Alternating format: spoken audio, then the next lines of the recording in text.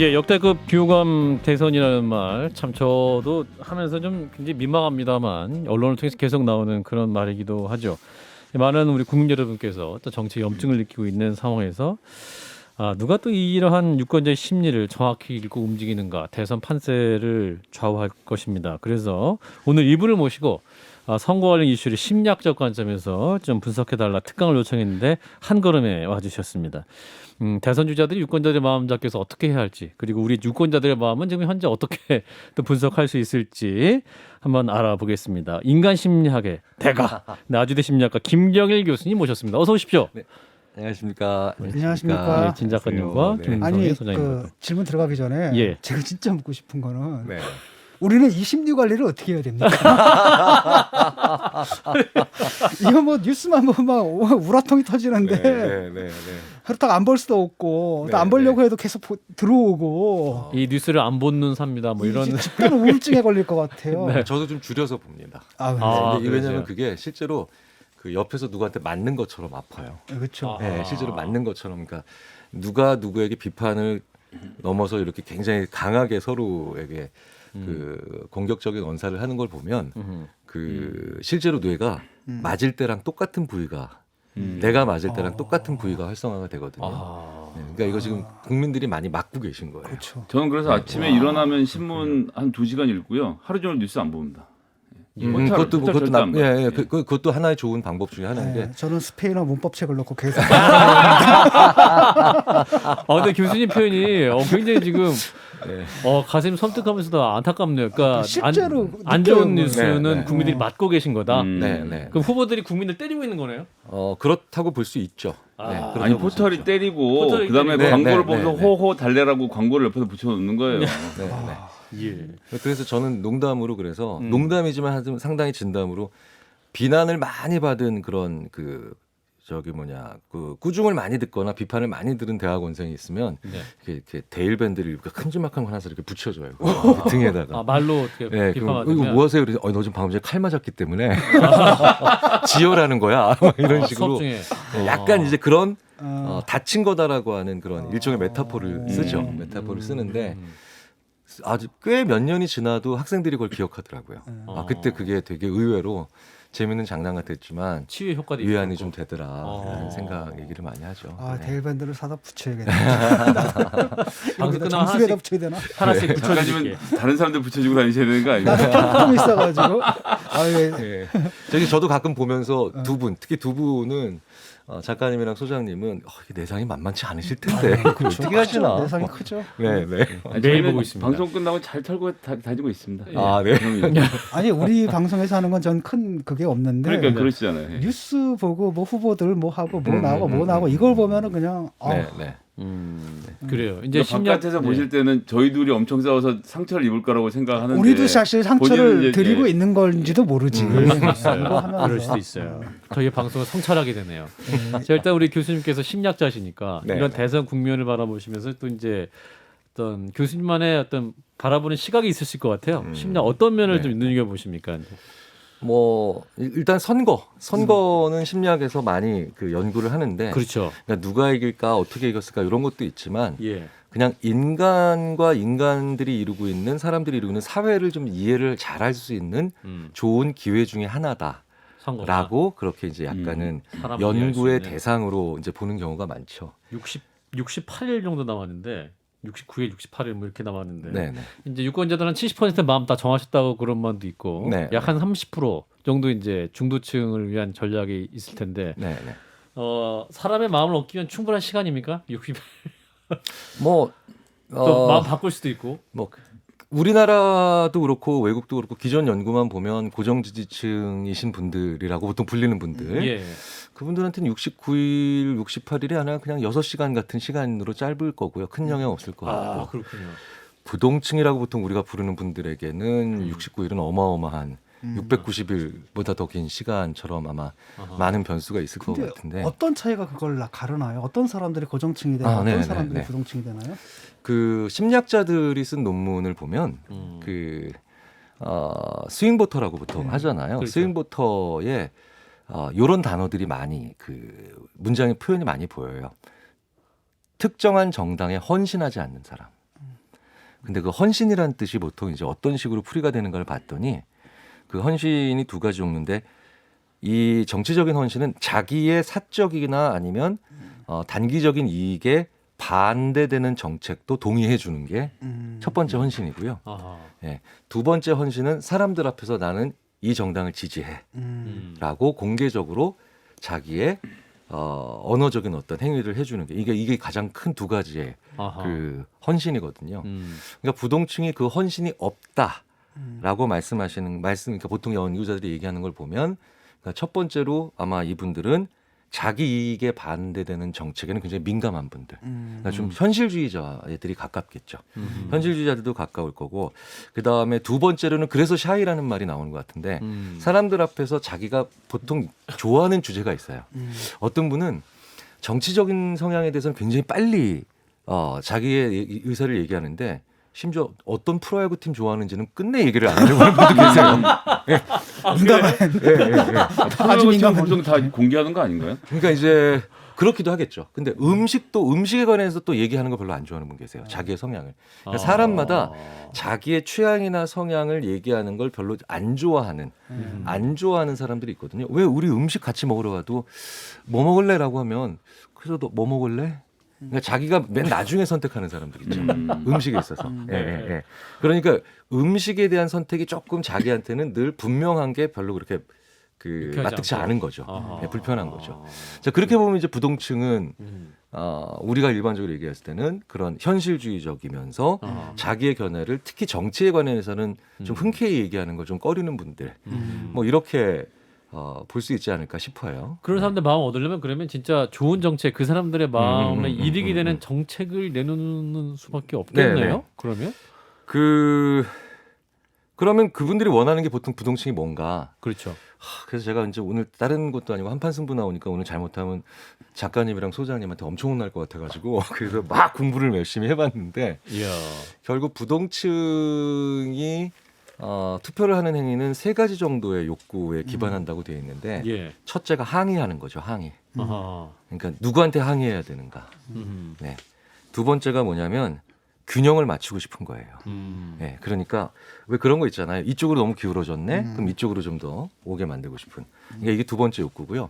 세 번째는 아까 말씀드렸던 것처럼 최근 이슈에 대해서 굉장히 나한테 내 어떤 그 욕구라든가 아니면 이런 것들에 대해서 이해관계가 분명히 떨어지는 것들이 있을 때 요 세 가지인데 그렇게 제가 봤을 때 지난 대선은 항의라고 하는 아주 간단한 그런 탄핵 이슈 측면이 있었고요.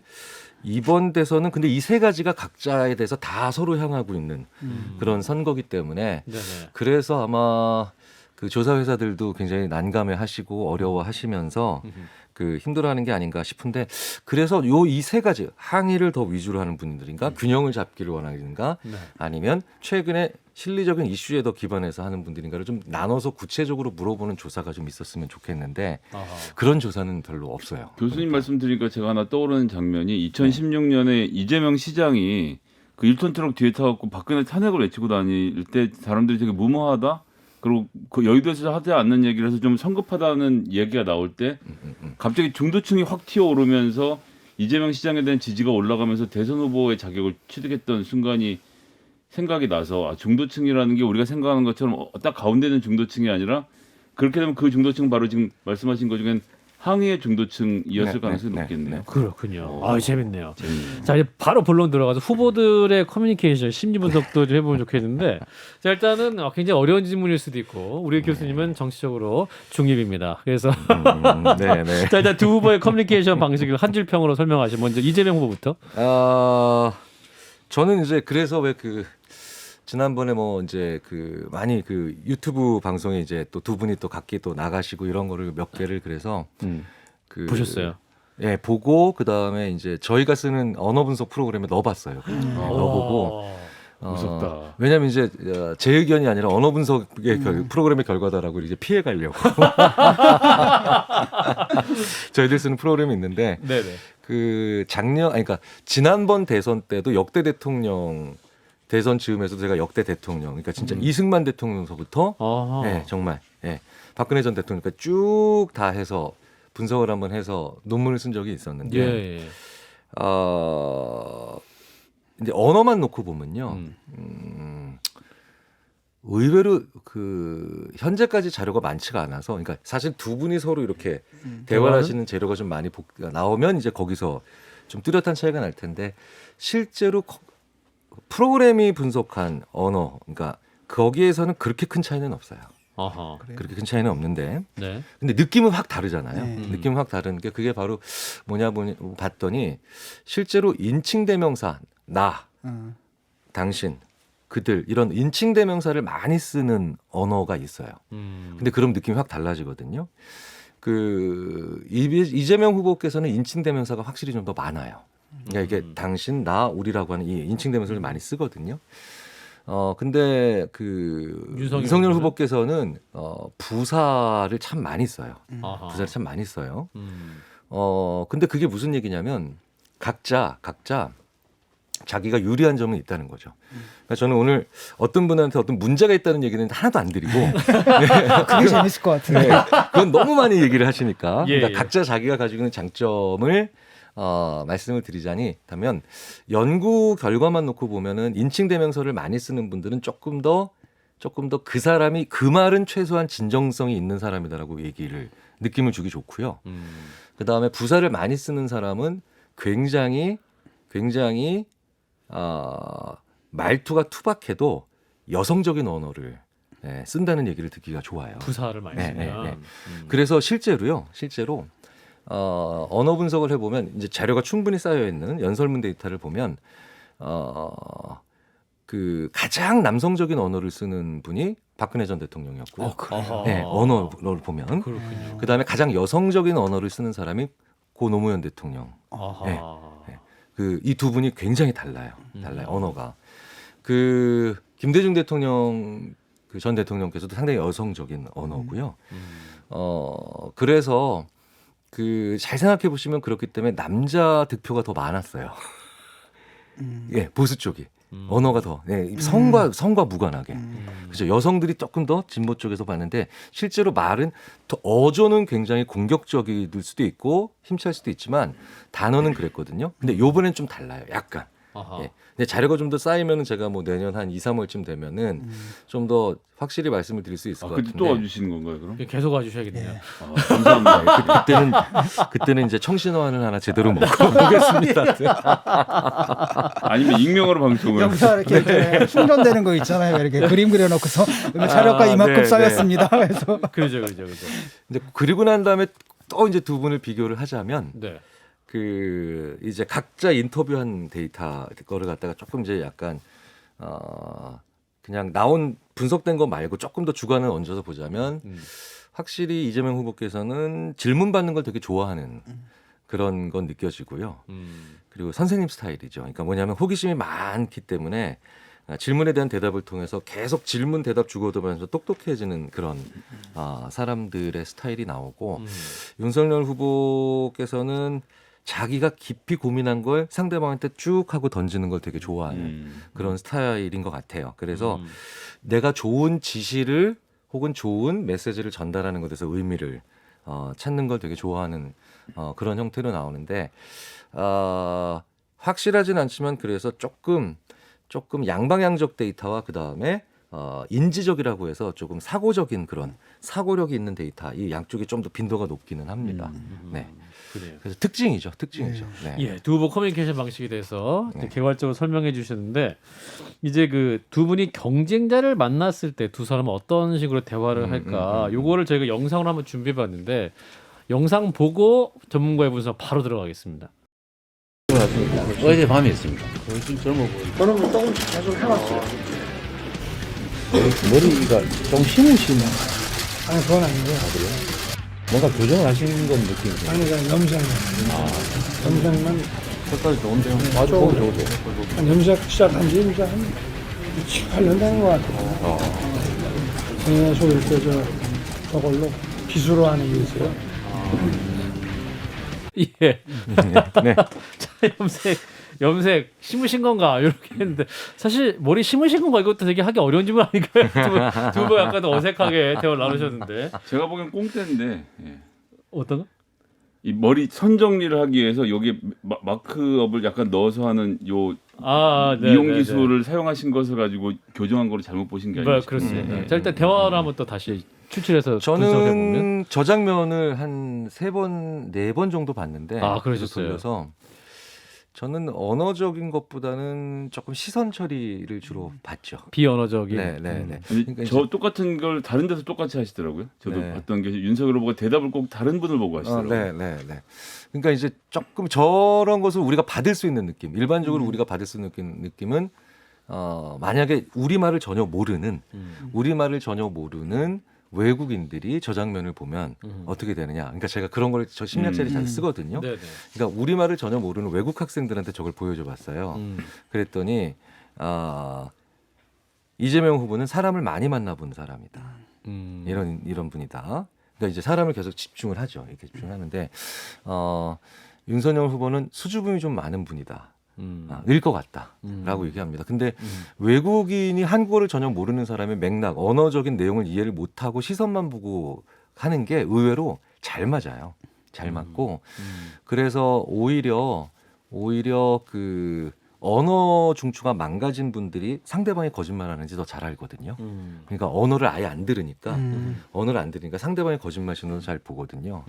그래서 아무래도 그 직업으로서의 정치인이나 아니면 행정가로서의 경력이 많으시니까 사람을 많이 만나보셔서 시선을 계속 유지를 하시는 걸 잘하시는 것 같고 아무래도 저런 자리가 좀 많이 부담스러우신 것 같은 건 분명히 보이는 건 뭐 그건 언어적으로 분석을 하지 않아도 내용을 듣지 않아도 이거는 가능한데 근데 재밌는 건요. 이걸 오해하시면 안 되는 게 수줍음이 많은 사람도 가깝고 친하고 얘기가 잘 통하는 사람과는 절대 저런 행동이 안 나옵니다. 네, 그러니까 낯선 거죠. 이런 상황 자체가 좀 낯선 거다 정도로 보시면 될 것 같아요. 그러니까 저는 오히려 약간 이 장면을 너무 깊은 의미를 두고 생각하는 것도 오히려 소위 말하는 좀 확대 해석하는 게 될 수도 있을 것 같아요. 아니, 김경률 회계사가 처음에 이제 만나고 나서 네. 대뜸하는 얘기가 유석열 낯을 많이 후보를- 가린다. 네. 이렇게 얘기를 하더라고요. 이제 저런 저희 여의도에서는 저런 분들 정치 유형이 있는데 저런 분들이 술을 좋아하세요. 네. 그냥 대면 대면은 좀 어려우니까 그러니까 술을 마셔야지 이제 통하는 거지. 통해서 좀 가까워지고 좀 이게 풀리니까 대화가 나온다 이렇게 하시는 분들 좀 있더라고요. 보면. 첨언을 좀 드린다면 예. 낯을 가린다는 게 사람을 싫어한다는 것과는 좀 구분이 필요합니다. 뭐냐면 낯을 가린다라는 결과를 행동처럼 보이는 분들이 내향적인 분들이 좀 더 많다라고 얘기를 하지만 이렇게 쭉 보면 외향적인 분들에 비해서 내향적인 분들이 사람을 싫어하는 게 아니라 하루에 그렇게 만날 수 있는 사람의 양이 좀 적은 거예요. 양적인 개념으로 오히려 요즘은 접근을 많이 하거든요. 만날 수 있는 사람의 양이 정해져 있습니까? 네. 그러니까 내향적인 분들이 사람을 많이 만나는 직업을 가지면 중간중간에 자주 쉬어야 돼요. 자주 쉬고 혼자 있는 시간을 자꾸 가져야 되는데 그런데 그런 시간을 안 가지면 자기 통제력이 떨어지는 위험이 있을 수 있죠. 근데 제 생각엔 두 분 모두 그렇게 외향적인 분은 아니에요. 이재명 후보도 네, 제가 봤을 때는. 그러니까 뭐냐면 그 외향적이다라고 하는 게 사실은 우리가 겉모습을 보고 보통 많이 판단하는데 내향적인 사람이 집중력이 더 좋거든요. 그러니까 집중력이 굉장히 좋은 두 분 다 좋다라고 했을 때 이제 사회적인 어떤 자기만의 색깔이나 기술을 좀 더 많이 가지고 있는 쪽과 그다음에 아직은 그게 좀 덜 있는 쪽으로 구분을 하는 게 더 저희가 보기엔 나을 것 같아요. 지금 이제 윤석열 후보와 이준석 대표가 소통이 좀 안 되고 있잖아요. 네. 근데 이제 지금 보시면 약간은 샤이한 스타일이시고 그래서 이준석 대표가 전화 왜 안 하시냐 이런 말 하기보다 차라리 윤석열 후보가 좋아하는 방식인 뭐 술이나 한잔 하시자 이렇게 하면 차라리 문제가 더 쉽게 풀릴 수도 있겠네요. 그러니까 대화는 어려운데 이분은 익숙한 방식은 술이나 한잔 하시죠. 우버 같은 서비스를 왜 사람들이 좋아하냐면 택시기사와는 대화를 많이 해야 되는데 우버는 안 해도 되니까. 별로 대화가 없기 때문에 되게 좋아하는 측면이 굉장히 목적지를 강하거든요. 얘기 안 해도 되니까. 화상 통화하는 것보다 카톡이 더 편하잖아요. 그러니까 조금 필담 정도로 가셨으면 더 좋았을 것 같다라는 생각도 들어요. 여성들이 그런 얘기를 많이 하더라고요. 네네. 그러니까 자꾸 택시 기사분들이 네. 말 말 거는 게 건다. 너무 싫다고. 그게 왜 그러냐면 사회적으로 좀 더 많은 에너지를 쓰고 택시를 탔기 때문이라고 봐야 되죠. 그러니까 남성들보다 사회적으로 많은. 왜냐하면 직장 생활할 때 남성들은 자기가 조금 더 하고 싶은 대로 하는 동선들이 돼 있는데 여성들은 조금 더 신경을 쓰고 그 다음에 저 사람이 나한테 어떻게 인상을 가질까를 조금 더 이거 관리를 하다 보니까 이렇게 보면은 같은 직장에서 똑같은 직급에서 일을 해도 남성보다는 여성들이 사회적으로 에너지를 더 많이 쓰고 나가는 경우가 많죠. 그래서 남성들도 사회적으로 많이 지친 날은 택시 기사님이 너무 말을 많이 해주시면 또 힘든 때가 있는데 예. 우리가 다 그럴 때를 조금씩 겪잖아요. 택시 기사님도 외로우셔갖고 좀 말할 상대가 생겨서 말하시는 거 저는 아니에요? 한마다가는 이렇게 한마디 딱 던져놓거든요. 네. 그러면 이제 그분이 막 말씀하시잖아요. 그거 딱 들으면서 가는 게 네, 그걸 또 그건 지금 해요. 그런 게 사회적 전략이죠. 그렇게 하시는 게. 저는 택시를 타면 일단 저한테 말을 거는 기사님이 아무도 안 계세요. 왜 그런 정말요? 걸까요? 왜 그런 정말요? 걸까요? 제가 심지어 왜 어느 날 그런 집에 걸까요? 들어가서 아내한테 그런 얘기합니다. 여보 오늘 택시 타고 가는데 기사님이 나한테 말을 거셨어. 이런 얘기 할 정도로 이 방송에 많이 나와서 모르는 고통입니다. 예를 들어가지고 뭐 네. 타자는 또 뭡니까 이렇게 한마디 던져놓으면 이제 쫙 나오잖아요. 그럼 정리가 싹 되거든. 그렇군요. 재미도 있고. 예. 그런 걸 좋아하시는군요. 예, 가끔 뭐 저는 항상은 모르는 분하고 아닌데 대화하는 거 너무 힘들어서 못 하거든요. 잘. 툭 던져놓으면 다르네. 막 나오니까 내가 모르는 세계를 알 수 있어서 좋아요. 자, 또 한 분은 지금 이제 두 후보 중에 한 분은 토론 계속 하자라고 네, 주장하는 네. 이재명 후보가 있고 한 분은 공세적이다. 그러니까 어떤 말싸움이 정략적이다. 될- 말싸움이 될 수니까 음. 꼭 필요한 것만 하지 정치 공세적인 그런 건 하지 않겠다. 이렇게 토론을 안 하시고자 또 윤석열 후보는 이렇게 주장하시는데 두 분의 심리는 어떻게 비교할 수 있을까요? 뭐 토론을 좋아하는 사람과 토론을 별로 안 좋아하는 사람으로 이렇게 성향적으로 구분하는 것보다는 예. 좀 이렇게 저는 예를 들면 어떨까 싶어요. 공부할 때 그렇게 신나고 좋지 않잖아요. 네. 근데 그 결과물이 좋으니까 공부를 하고 또 일도 하는 거죠. 진 작가님이 그랬죠. 그러니까 결과가 항상 결과가 좋았으니까 공부를 했던 거죠. 저요? 공부를 내가 했나? 어쨌든 예, 그래가지고 저는 쓸데없는 공부를 많이 했죠. 재미있는 것만 해요. 그러니까 이게 보통 이제 진화적으로 인간의 마음을 연구하는 분들은 예. 지난 30만 년 동안 인간이 토론을 즐길 기회가 뭐가 있었냐는 거죠. 그러니까 토론은 사실은 굉장히 짧은 역사 동안에 있었던 거고 그래서 인간이 자기와 입장이 다른 사람과 토론을 한다라는 걸 즐기는 사람은 많지 않을 거라는 거예요. 그런데 토론의 결과가 좋았던 사람 혹은 토론이 끝나고 난 다음에 나한테 뭔가 좀 유익했던 게 많았다라고 하는 사람들은 결국은 똑같은 토론에 대한 부담을 좀 더 그래도 괜찮을 거야 라고 얘기할 가능성이 높겠죠. 긍정적인 네. 경험이 그러니까 있으니까. 경험에 그러니까 긍정적 경험의 양으로 보는 것이 어떨까 싶어요. 저는. 네네. 토론 자체를 즐긴다라는 건 사실은 굉장히 외향적이기도 하고 이준석 네. 사실은 그럴 것 같아요. 그럴 것 아, 같아요. 그래요? 네, 그런 면에서. 네. 근데 그렇게 많지는 않아요. 네. 그 정치를 하시는 분들도 보면 그 토론을 하자라고 얘기를 하시지만 예. 실제로 토론에서 이런 반응들이나 아니면 표정들의 변화를 보면 사실은 많이 중간중간에 타격감도 입으시고 네 그리고 순간적으로 자기 그 습관을 보면 되게 많이 나오거든요. 내용은 조절을 하고 계신데 예. 습관은 막 이런 습관 저런 습관 막 이런 자기의 습관이 제어가 안 되고 있다는 거는 예.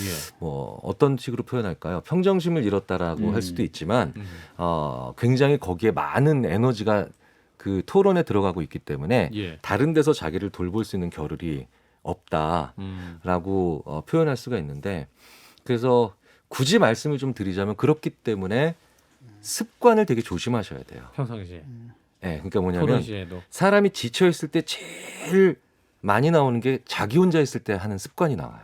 지쳤을 때. 네, 아하. 네. 그래서 다리를 벌린다든지. 그렇죠. 네. 아니 근데 그거는 습관이 아니라 그냥 기본 자세인 것 같은데 내가 볼 때는. 그럴 수도 있고요. 네, 네. 그러니까 뭐 이제 턱을 이렇게 괜다든가. 네. 아. 제가 잘하는. 네. 아하. 심지어는 그래서 왜 면접 보고 나갈 때 잠 못 자고 거의 지쳐 있는 오후 쪽 면접자들은 들어오자마자 다리 꼬고 들어오자마자 턱 꿰고 심지어 나가면서 불 끄고 나가고 제가 지금 막, 그러고 네, 있어요. 이러고 있어요. 네. 그래서 두 분 모두에게 제가 드리는 조언이라면 예. 좀 잘 주무셔야 될 겁니다. 음. 인간이 잠 못 자면 그 다음 날 꼭 사고가 나요. 아하. 자기 언행이나 습관에서. 아하. 그 사과 있지 않습니까? 네, 사람은 네. 솔직히 말하면 사과하기 싫잖아요. 그럼요. 그럼에도 네, 불구하고 네, 네. 사과를 해야 되는데 근데 이제 사과를 할 때조차도 자기가 사실 사과하기 싫다라는 마음이 이렇게 은근슬쩍 비치거든요. 근데 그렇죠. 사람마다 그 사과를 대하는 태도에 또 차이가 있을까요? 사과를 기본적으로 대부분의 연구를 보면 여성보다 남성이 잘 못하죠. 아, 남자가 사과 못해요. 네, 왜냐하면 어허. 조금 남성은 사과를 승패의 개념으로 보는 경향이 강하다라는 게 이제 대부분의 연구 결과라서 어허. 내가 사과를 하면 지는 거야. 어. 네. 그러니까 이제 왜 부부 사이에서도 맨날 그냥 가서 한번 미안하다고 하면 될 걸 왜 그렇게 버티느냐라고 하면 이시대가 왜 먼저 사과를 해야 돼? 라고 얘기를 버텨본 적이 하는데 없어서 모르겠어요. 바로 완패야. 바로 진압당해. 자기 아내한테는 근데 이제 그거를 그래도 깨달으시는 경우가 많은데 네. 근데 재밌는 건 내가 더 강자고 리더이고 내가 더 뛰어난 사람이기 때문에 사과를 먼저 하면 안 된다라고 생각을 보통 하잖아요. 그렇죠. 그런데 대부분의 사람들은 사과를 먼저 하는 쪽을 좀 더 유연한 사람이라고 생각을 하고 더 중요한 건 따뜻한 사람이라고 생각을 하거든요. 사과를 잘하는 사람이. 네, 그래서 사과에서는 제일 중요한 게 그래서 속도, 그러니까 빨리 사과하는 거 아. 되게 중요하고요. 그 다음에 두 번째가 뭐냐면 내가 잘못한 거, 그러니까 나라는 표현을 분명히 써야 됩니다. 내가 잘못했어. 네, 네, 네. 그 2000년대에 왜 그 미국에서 부시랑 캐리 이 두 사람이 붙었을 때, 네. 이 캐리라고 하는 사람이 캐리가 이길 거라는 예상이 많았는데, 존 캐리. 예. 이게 이제 그 심리학자들이 나중에 분석을 해봤더니 어디서 이게 패인이 있었냐면 캐리가 자꾸 사과를 할 때 우리라는 표현을 자꾸 썼어요. 아. 우리라는 표현. 그러니까 이게 진정성이 떨어져 보이는 거예요. 아이로 해야 되는데. 예, 예. 근데 부시 이분은 잘난 척 할 때도 나, 사과할 때도 나, 원래 나예요. 아하. 예, 원래 나. 그러니까 아이라는 표현을 더 많이 쓴다는 거죠. 근데 사과는 우리나라도 그렇고 뭐 다른 언어도 그렇고 대부분 내가. 그러니까 우리가 아니라. 예. 그래야 진정성이 느껴지거든요. 아하. 그러니까 좋은 사과를 하시려면 일단 제가 저. 예, 이렇게. 네. 이렇게 하시는 게 좋고 그렇기 때문에 사과를 할 때는 왜 예전에 이런 장면 많이 보죠. 한 분이 딱 나왔는데 마치 우리를 대표해서 내가 나온 것처럼 뒤에 참모들 병풍처럼 쭉 일렬을 줄 세우고 사과하는 분들 있죠. 그렇죠, 그렇죠. 되게 안 좋은 겁니다. 아. 안 좋은 거죠. 진정성 떨어지는 것처럼. 혼자 나와서. 네, 네. 솔로로 딱. 네, 네. 그리고 그러니까 상대방이 한 사람인 내가 여러분한테 사과하는 것도 아니고 약간 이런 느낌이 중요합니다. 사실은 진정성 있는 사과가 되려면 그 중에 한 사람한테 하는 거예요. 사과는 1대1로 하는 거거든요. 아하. 사과는 1대1로 하는 거기 때문에 100명한테 10번 사과하는 것보다 그 100명의 일부인 한 명에게 이렇게 1대1로 10번 사과하시는 게 더 낫다라는 표현들을 많이 심리학 논문에서 볼 수가 있죠. 그러면 사과 받는 사람도 이제 여러분 죄송합니다 이렇게 하기보다는 네. 제가 잘못했습니다 이렇게 네. 하는 것이 텔레비전을 보는 국민들 입장에서는 그렇죠. 나한테 사과하는 나한테 하는 게 사과 같은 느낌. 여러분 죄송합니다 이거보다는 그렇죠. 개인성이 느껴지게 네, 네, 사과에 네. 더 그렇군요. 또 이제 그 사과의 구체성이 떨어질 경우에도 사과가 진정한 사과냐 이런 말도 하잖아요. 이를테면 부인에게나 배우자에게 내가 무조건 잘못했어. 잘못했어. 알았어. 잘했어. 잘못했어. 근데 뭘 잘못했는데 그러면 대답 못 하는 경우도 있고. 네, 네. 짜증을 내죠. 잘못했다니까. 나 잘못했다니까. 네. 그 이제 최악의 사과겠죠. 그러면 최악의 사과겠죠. 최악의 사과구나. 최악의 네, 사과. 네. 그러니까 사과를 할 때 그 제일 중요한 것 중에 또 하나가 바로 뭐냐면 이 사과를 하는 내가 지금 얼마나 민망하고 괴롭고 부끄러운가. 네. 사과를 할 때 제일 중요한 것 중에 하나가 나는 지금 수치스럽다. 나는 부끄럽다는 게 들어가야 됩니다. 아하. 네네. 그러니까 예전에 왜 그 일본에서 무슨 어떤 유감을 표시한다. 뭐 우리도 정치적으로 막 이런 표시를 들을 때 굉장히 짜증스러운 이유가 나 지금 부끄럽습니다라고 하는 뉘앙스가 안 느껴져서 그렇습니다. 너무 당당하고 네, 사과하는 네, 사람이. 그렇죠. 관련돼서 최근에 이재명 후보 아들 의혹, 윤석열 후보 부인 김건희 씨에 대한 의혹으로 사과를 둘 다 하셨는데 사과를 하면 유권자들의 마음이 움직이긴 하는 건지 오히려 거꾸로 이제 상대 진영에서 사과의 태도 내용부터 시작해서 오히려 비판하는 내용들이 더 많아서 역효과가 나는 건 아닌지 좀 궁금하거든요. 사실 그 정치적인 어떤 그런 공방에 대해서 저는 이제 거의 아는 게 없으니까 일반적으로 그런 대화나 커뮤니케이션만 놓고 보면 예. 사과를 한다라는 건 사과한 부분에 대해서 다시 공격을 할 땐 또 하나 조심해야 될 게 있죠. 비열하다는 느낌을 줄 수 있거든요. 사과를 한 부분에 대해서 자꾸 너무 그렇게 물고 늘어지면 오히려 그 사과가 적절했다라고 하고 괜찮은 사과였다라고 가정을 하면 공격받을 걸 두려워하기 때문에 사과를 하진 않지만 사과를 하지 않는 게 보통이지만 내가 좋은 사과 그다음에 적절한 사과를 했을 때 거기서 만약에 물고 넣어주면 그걸 다시 보고 있는 또 다른 제3자 또 다른 제3자들은 누가 비열하다고 생각하느냐 공격하는 사람을 비열하다고 생각할 수도 있어요. 그러니까 굉장히 조심스러운 대목이고요. 마찬가지로 그래서 왜 우리 보통 네거티브 많이 얘기하잖아요. 예. 근데 네거티브를 막 서로 얘기를 하고 헐뜯는다라고 하는데 사실은 이 대화를 쭉 진행 과정을 이렇게 분석을 해보면 그렇기 때문에 네거티브를 막 하면서 어느 순간 상대방이 주인공이에요. 아하. 네, 상대방이 주인공이 돼서 그 사람에 대한 인기 투표나 그 사람에 대한 찬반 투표를 해버리는 것으로 가게 되는 경우도 있거든요. 특히 그게 선거뿐만 아니라 그 SNS 같은 데서도 아하. 특정한 사람을 죽어라 욕했는데 그 사람에 대한 비판이 아니라 그 사람에 대한 소위 말하는 신임 여부를 물어보는 그런 것 같은 느낌이 돼서 주인공이 그냥 한쪽으로만 쏠려버리는 경우도 있어요. 그러니까 아하. 사실 그런 면은 조심을 해야죠. 네. 그 과거 선거 보면 이제 이명박 후보와 정동영 후보와의 선거를 보면 정동영 후보는 BBK 누구 겁니까?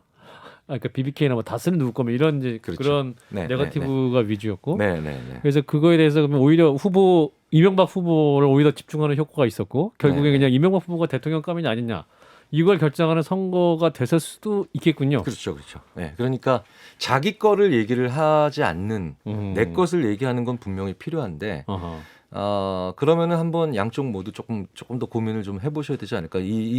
두 후보 비율이, 역시 네, 여야 비율이. 두 후보 역시 네. 그렇군요. 자 아주대학교 심리학과 김경일 교수 함께하고 있고요. 잠깐 후에 우리 이준석 대표에 대한 심리 한번 분석해볼게요. 제일 궁금한 거. 예, 아주대 심리학과 김경일 교수님과 함께 대선 주자들의 심리 분석하고 있고요. 자, 번외로 국민의힘 이준석 대표의 심리를 한번 또 분석해 보겠습니다. 지금 이제 30대 최초의 당 대표로서 이제 헌정사상 굉장히 큰 주목을 받는 정치인으로서 활동을 하고 있고 지지도 많이 받았지 않습니까? 근데 최근 이제 당내 갈등으로 인해서 이제 지난 울산 회동 전에 한 번 이제 갈등이 있어서 이제 나온 경우도 있지만 이건 두 번째거든요.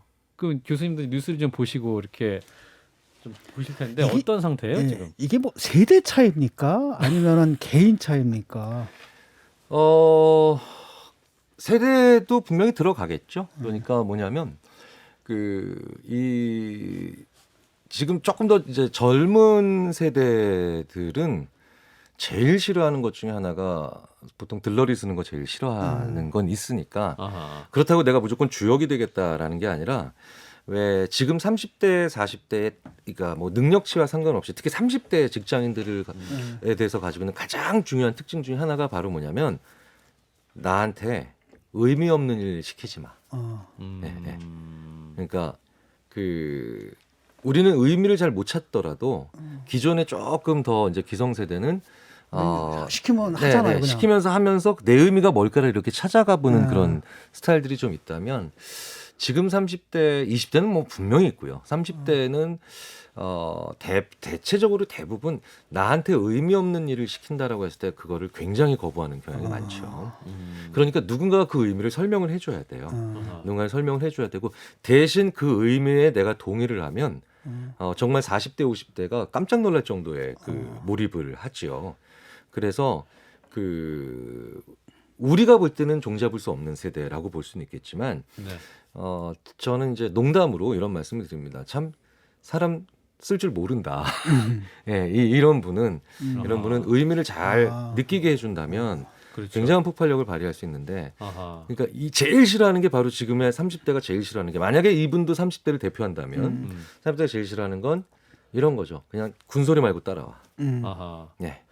그 이준석 대표 워딩 중에 이제 핵심 단어 중에 하나가 지금 내가 지휘를 할 수 있는 상황도 아니고 네, 뭐 네. 이런 거거든요. 그러니까요. 본인의 역할에 대한 의미를 네, 못 네. 찾고 있는 거네요. 그렇죠. 그러니까. 네, 네. 아하. 그래서 사실은 그런 문제는 30대의 CEO들이 아주 젊은 CEO들이 지휘하고 있는 혹은 경영하고 있는 회사에서도 자주 나오는 돌발 변수들이라고 봐야 되고요. 그런데 저는 개인적으로 그 이준석 대표에 대한 그분에 대한 어떤 뭐 저는 많은 정보가 없으니까 네. 한 번쯤은 근데 생각해 볼 필요는 있죠. 그 30대의 지휘관이 만약에 이런 돌발 행동을 하면 그게 그 사람의 잘못인가 그 사람을 그렇게 만든 환경의 잘못인가 상황이 잘못진다고 봤을 때 저는 조금 더 선배 세대, 나이로 선배 세대들이 그런 면에서는 자기 책임을 좀 더 많이 느껴야 되지 않을까. 선배들이. 그러니까 그 메시지, 그 장면을 보면서 그 장면을 보면서 이거를 정치적인 관점으로 놓지 말고 그냥 하나의 조직에서 봤을 때는 조금 더 그분을 잘 쓸 수 있는 그런 분들을 그런 상황에 있는 분들 잘 쓸 수 있고 잘 활동하게 만들 수 있는 그런 환경적 설계라든가 배려는 좀 아쉽죠. 아쉬워요. 그러니까 우리나라 문화적으로, 네. 그러니까 이제 당위적으로는 30대 대표 잘해드려야 된다는 생각하는데 네. 조수진 최고위원도 이제 사과하면서도 기자들한테 그런데 사실 나이로 보면 제가 더 나이가 많고 뭐 이러면서 이제 말하면서 이제 그런 말 툭툭 튀어나오거든요. 네, 네. 이게 어떻게 돼야 될까요? 어떤 이게 어린 대표, 어린 상관을 대하는 우리나라 문화적으로 걸림돌이 있는 겁니까? 뭐 그 나이가 중요한 사회적 뭐 그런 분위기? 아직까지는 그러니까 우리나라가? 상당히 지금 앞으로도 한 10년, 20년 이상 앞으로 이게 어색하고 익숙하지 않고 그리고 힘들 거예요. 아하. 힘든데 근데 또 중요한 건 이제 제가 항상 이걸 통해서 우리 사회를 한번 우리 인간사를 한번 배워서 보자면 그런데 앞으로 나보다 나이가 어린 상사나 상관이나 아니면 지휘관을 모실 수 있는 능력 혹은 그런 사람을 리더로 삼고 내가 오히려 팔로우를 할 수 있는 능력은 너무너무 중요해집니다. 아, 자, 왜 그러냐? 나이가 이제 워낙 다양한 연령대가 일을 하고요. 예. 지금 올해 26만 명 태어나잖아요. 예전에 작가님이나 소장님 뭐 모든 우리 이 자리에 있는 모든 분들이 태어날 때 100만 명씩 태어났거든요. 아하, 한 해. 네. 그러니까 무슨 얘기냐? 세대가 다시 리턴을 해서 70대, 80대, 90대도 일을 해야 되는 시대가 됐는데 그때 나는 나보다 30살, 40살 어린 CEO랑 같이 일을 할 수 있는 했어야만 돼요. 그래야만 나라가 지금 유지가 되는 시대가 왔거든요. 그러니까 나랑 나이 차이가 많이 나는 젊은 그런 상사와도 일할 수 있는 그런 사람과도 일할 수 있는 건 앞으로 되게 중요한 능력이에요. 예, 굉장히 그러니까 필수적인 능력이라고 저는 봅니다. 이게 국힘이 사실은 6070하고 2030이 이렇게 안 어울리는 결합이 억지로 붙어 있는 거잖아요. 네, 네. 그러니까 어떻게 보면 그 프로그래밍 돼 있었던 것 같기도 하고. 그러니까 그게 아마 굉장히 중요한 챌린지가 됐고 그거는 어느 정당이든 어느 기업이든 어느 조직이든 앞으로는 그거를 잘 하느냐 못 하느냐는 상당히 그 조직의 사활이 걸린 문제가 아닐까라고 생각이 듭니다. 알겠습니다. 마지막 90초는 이제 우리 아주대 심리학과 김경일 교수님의 한 해를 마무리하는 우리 청취자들에게 올 한 해 수고하셨다. 심리학적 힐링 메시지 듣고 마무리할게요. 올 한 해 아무것도 한 게 없는 것 같은 네. 무용하다고 느꼈던 삶에 대해서 한 네, 말씀 해주세요. 위로의 메시지. 그 가장 힘이 나고 잠이 안 올 때 그 잠도 안 오고 힘도 없고 그다음에 무기력할 때 저희 심리학자들이 제일 나를 힘나게 만들어주는 게 뭔가 연구해 보면 대부분 누군가에게 감사하고 고마워하는 겁니다. 네, 네. 그러니까 실제로도 잠도 그래야 더 잘 오고 그다음에 심지어는 물리적 상처도 더 빨리 낫는 경우가 많거든요. 그래서 오늘 이제 며칠 안 남았지만 올해 정말 한 게 아무것도 없다면 그런 느낌이 혹시 많으시겠지만 그런 느낌으로 혹시 힘드시다면 그냥 떠올리면서 참 고마웠다. 당신한테 고맙다. 너한테 감사한다. 그리고 감사드린다라고 이렇게 틈날 때마다 요 며칠을 쓰시면 정말 좀 의미 있게 쓰시는 나를 위해서도 그분들을 위해서도 쓰시는 게 아닐까 싶습니다. 김성애 소장님께 제가 힐링의 기회를 드릴게요. 본인은 힐링할 생각이 없어요. 진 작가님 덕분에 잘 넘어갔습니다. 네, 감사드립니다. 예. 저도 진중권 작가님과 우리 김성희 소장님께 늘 감사드리고 있고요. 두 분께 예. 감사드립니다. 나와주셔서 정말 감사합니다. 감사드립니다. 최고의 힐링의 메시지네요. 정말 네. 남은 2021년을 감사의 메시지를 감사의 표현을 하시면 우리의 삶이 더 풍성해질 것이다 말씀을 전해주셨습니다. 아주대 심리학과 김경일 교수님 감사합니다. 아유, 감사합니다. 네, 감사합니다.